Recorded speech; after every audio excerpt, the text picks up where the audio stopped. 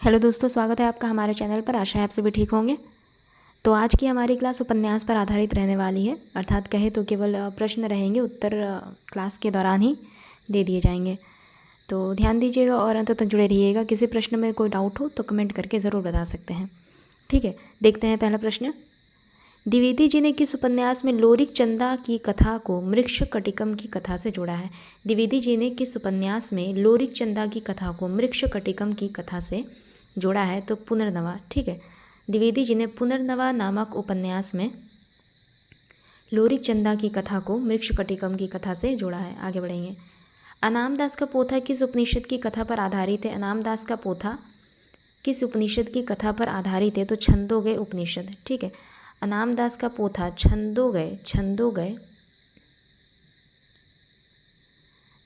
उपनिषद की कथा पर आधारित है।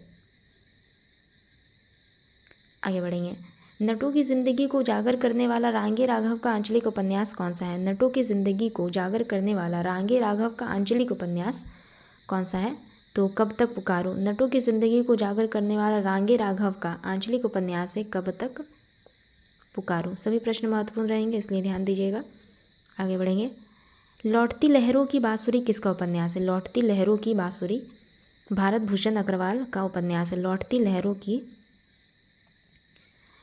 लहरों की बांसुरी भारत भूषण अग्रवाल का उपन्यास है। ठीक है, लौटती लहरों की बांसुरी भारत भूषण अग्रवाल का उपन्यास है। आगे बढ़ेंगे। आगे है लोग ढाई घर यथा प्रस्तावित जुगलबंदी तथा पहला गिरमिटिया आदि किसके उपन्यास है? लोग ढाई घर यथा प्रस्तावित जुगलबंदी तथा पहला गिरमिटिया। यहाँ पे 5 उपन्यासों के नाम दिए गए हैं। ये सभी उपन्यास किनके हैं? लोग ढाई घर यथा प्रस्तावित जुगलबंदी तथा पहला गिरमिटिया उपन्यास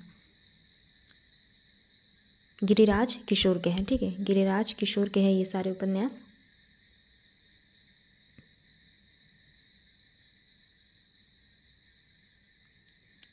आगे बढ़ेंगे। पहला गिरमिटिया किसके जीवन पर केंद्रित है? पहला गिरमिटिया नामक उपन्यास किसके जीवन पर केंद्रित है? तो महात्मा गांधी के जीवन पर केंद्रित है। महात्मा गांधी के जीवन पर केंद्रित है। अभी बताया आपको जैसे कि पहला गिरमिटिया उपन्यास किनका है? तो गिरिराज किशोर का। किनके जीवन पर आधारित है यह उपन्यास? केंद्रित है तो महात्मा गांधी के जीवन पर केंद्रित है यह उपन्यास। आगे है। अलग अलग वैतरणी गली आगे मुड़ती है, नीला चांद कोहरे में युद्ध दिल्ली दूर है उपन्यास किसके हैं? अलग अलग वैतरणी गली आगे मुड़ती है, नीला चांद कोहरे में युद्ध दिल्ली दूर है, ये सभी उपन्यास किनके द्वारा रचित है? तो शिव प्रसाद सिंह के उपन्यास है। यह शिव प्रसाद सिंह की उपन्यास है ये सभी। आगे बढ़ते हैं। दीवार में एक खिड़की रहती थी उपन्यास किसका है? दीवार में एक खिड़की रहती थी उपन्यास किसका है? तो दीवार में एक खिड़की रहती थी उपन्यास है विनोद कुमार शुक्ल का। दीवार में एक खिड़की रहती थी उपन्यास है विनोद कुमार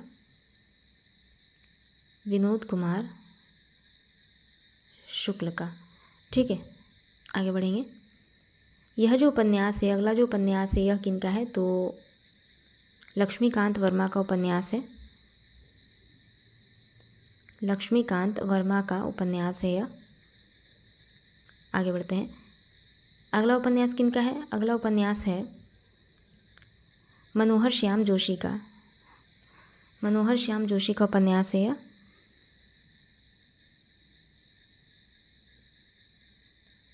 मनोहर श्याम जोशी का उपन्यास है यह।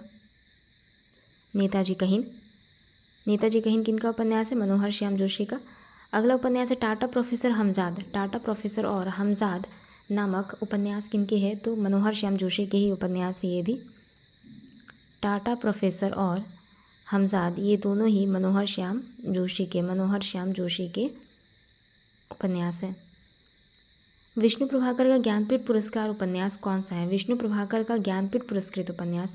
विष्णु प्रभाकर के किस उपन्यास को ज्ञानपीठ पुरस्कार प्रदान किया गया था? ठीक है, विष्णु प्रभाकर को किस उपन्यास के आधार पर ज्ञानपीठ पुरस्कार प्रदान किया गया? तो अर्धनारीश्वर। विष्णु प्रभाकर के ज्ञानपीठ पुरस्कृत उपन्यास का नाम है अर्धनारीश्वर। अर्धनारीश्वर नामक उपन्यास पर विष्णु प्रभाकर को ज्ञानपीठ पुरस्कार से सम्मानित किया गया। किस उपन्यासकार को सर वॉल्टर स्कॉट की उपाधि मिली है? तो वृंदावन लाल वर्मा को सर वॉल्टर स्कॉट की उपाधि मिली है।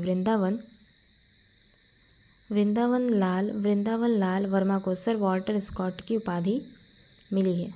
आगे बढ़ेंगे। आगे है जैनेन्द्र के उपन्यासों का मूल विषय क्या है? जैनेन्द्र के उपन्यासों का मूल विषय क्या है? तो जैनेन्द्र के उपन्यासों का मूल विषय है काम, पीड़ा और समर्पण तथा आत्मपीड़न का चित्रण। काम, पीड़ा और समर्पण, काम, पीड़ा और समर्पण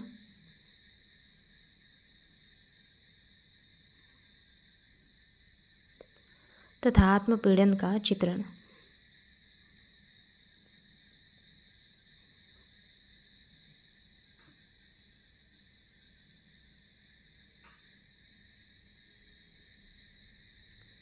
ठीक है, ये जैनेन्द्र के उपन्यासों का मूल विषय है काम, पीड़ा और समर्पण तथा आत्मपीड़न का चित्रण। आगे बढ़ेंगे। नागार्जुन कृत।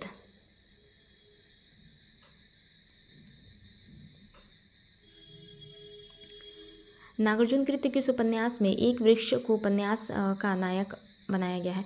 नागार्जुन कृत किस उपन्यास में एक वृक्ष को उपन्यास का नायक बनाया गया? तो नागार्जुन कृत बाबा बटेश्वर नाथ नामक उपन्यास में नागार्जुन कृत बाबा बटेश्वर नाथ नागार्जुन कृत बाबा बटेश्वर नाथ नामक उपन्यास में एक वृक्ष को उपन्यास का नायक बनाया गया है। प्रेमचंद के किस उपन्यास को ग्रामीण जीवन और कृषि संस्कृति का महाकाव्य कहा जाता है? प्रेमचंद के किस उपन्यास को ग्रामीण जीवन और कृषि संस्कृति का महाकाव्य कहा जाता है? तो ये पता होगा आप लोगों को, गोदान। प्रेमचंद द्वारा रचित गोदान नामक उपन्यास को ग्रामीण जीवन और कृषि संस्कृति का महाकाव्य कहा जाता है। आगे है शुरू में किस उपन्यास का पठन सुख लेने के लिए लोगों ने हिंदी पढ़नी सीखी थी? शुरू में किस उपन्यास का पठन सुख लेने के लिए लोगों ने हिंदी पढ़नी सीखी? तो चंद्रकांता संतति। शुरू में चंद्रकांता संतति नामक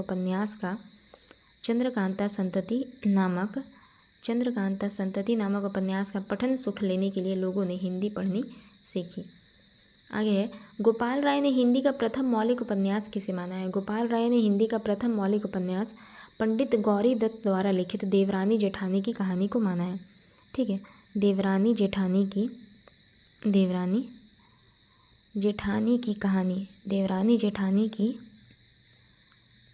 कहानी। ठीक है, गोपाल राय ने हिंदी का प्रथम मौलिक उपन्यास देवरानी जेठानी की कहानी को माना है। यह किनके द्वारा रचित है? देवरानी जेठानी की कहानी किनके द्वारा रचित है? तो पंडित गौरी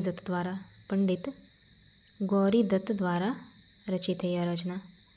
ठीक है, फिर से अगर एक बार बात करें तो गोपाल राय ने पंडित गौरी दत्त द्वारा रचित देवरानी जेठानी की कहानी को हिंदी का प्रथम मौलिक उपन्यास माना है। आगे बढ़ेंगे। प्रसाद का अपूर्ण ऐतिहासिक उपन्यास कौन सा है? प्रसाद का अपूर्ण ऐतिहासिक उपन्यास रहा ईरावती। आगे बढ़ते हैं। देवकीनंदन खत्री का चंद्रकांता संतति उपन्यास कितने भागों में प्रकाशित हुआ? देवकीनंदन खत्री का चंद्रकांता संतति उपन्यास 24 भागों में प्रकाशित हुआ है। देवकीनंदन खत्री का चंद्रकांता संतति उपन्यास 24 भागों में प्रकाशित हुआ। और अभी बताया कि चंद्रकांता संतति नामक उपन्यास का पठन सुख लेने के लिए सर्वप्रथम लोगों ने हिंदी पढ़नी सीखी थी। आगे बढ़ेंगे। प्रेमचंद का प्रथम उपन्यास कौन सा रहा? प्रेमचंद का प्रथम उपन्यास प्रेमा को माना जाता है। प्रसाद कृत सामाजिक उपन्यास कौन सा है? तो कंकाल और तितली। ठीक है, ये इनका सामाजिक उपन्यास रहा प्रेमचंद का, ये दोनों ही प्रेमचंद का सामाजिक उपन्यास रहा। आगे है पांडे बेचन शर्मा उग्र के किस बहुचर्चित उपन्यास को बनारसी दास चतुर्वेदी ने घासलेटी साहित्य कहा है? पांडे बेचन शर्मा उग्र के किस बहुचर्चित उपन्यास को बनारसी दास चतुर्वेदी ने घासलेटी साहित्य कहा है? तो चॉकलेट नामक उपन्यास। पांडे बेचन शर्मा उग्र के चॉकलेट नामक उपन्यास को बनारसी दास चतुर्वेदी ने घासलेटी साहित्य कहा है। आगे बढ़ेंगे। प्रेमचंद के किस उपन्यास में दहेज प्रथा एवं अनमेल विवाह से उत्पन्न समस्या का चित्रण किया गया है? प्रेमचंद के उपन्यास निर्मला में दहेज प्रथा एवं अनमेल विवाह से उत्पन्न समस्या का चित्रण किया गया है। आगे है अज्ञेयकृत शेखर एक जीवनी का मूल मंतव्य क्या है? अंगीकृत शेखर एक जीवनी का मूल मंतव्य है स्वतंत्रता की खोज। अंगीकृत शेखर एक जीवनी का मूल मंतव्य है स्वतंत्रता की खोज। अंगीकृत शेखर एक जीवनी नामक उपन्यास का मूल मंतव्य है स्वतंत्रता की खोज। ठीक है, तो आज का यह हमारा अंतिम प्रश्न रहा। अगली क्लास में जल्दी मिलेंगे। तब तक के लिए अगर आप लोगों को हमारी क्लास अच्छी लगे तो लाइक, शेयर और सब्सक्राइब ज़रूर कर सकते हैं। धन्यवाद।